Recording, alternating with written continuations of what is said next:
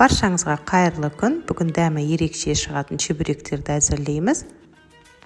Ең алдымен 450 грамм ұнды електен өткізіп аламыз.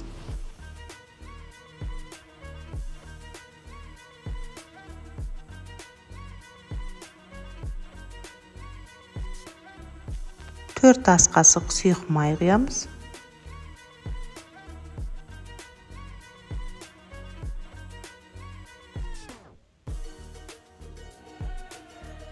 Қайнап тұрған 1 стакан ыстық суға жарты шай қасық тұз салып, ыстық болғандықтан осылай қасықпен араластырып аламыз.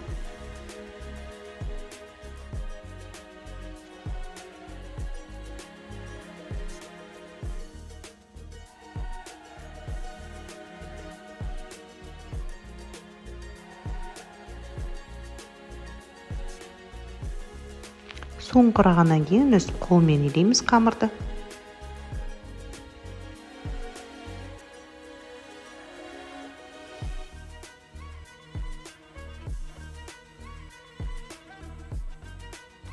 Қамырымызды тыңғанша жауып қойып, енді салмасына кірісеміз.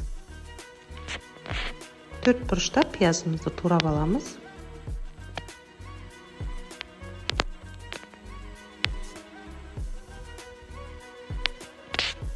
Менде 2 орташа пияз.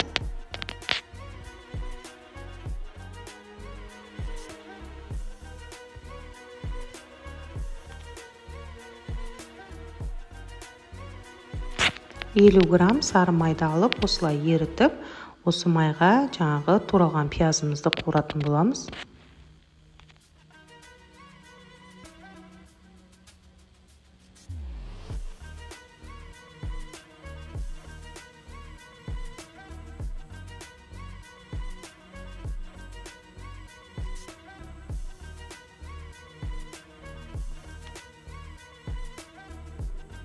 Пиязымыз жақсылап қуырылғаннан кейін жусайды өстіп турап саламыз. Менде үлкен 1 бума жусай.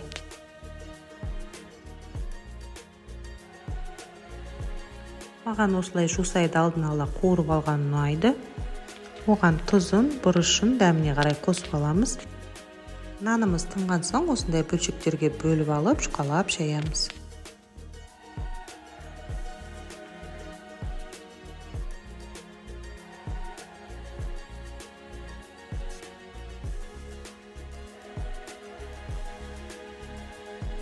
Ал енді салмамызды салып, түйеміз.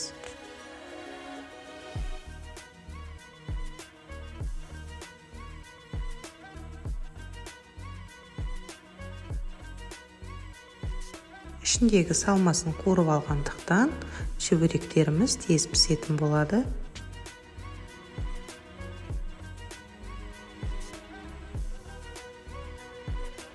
Қызып тұрған майымызға өстіп қуырып бастаймыз.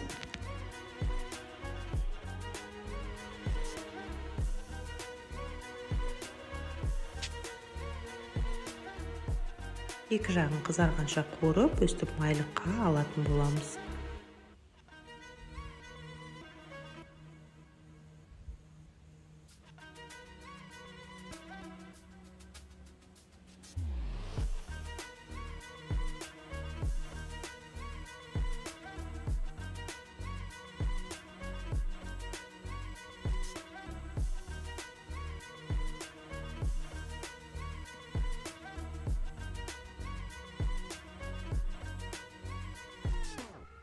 Осындай қызарған, қытырлаған чебуректеріміз дайын.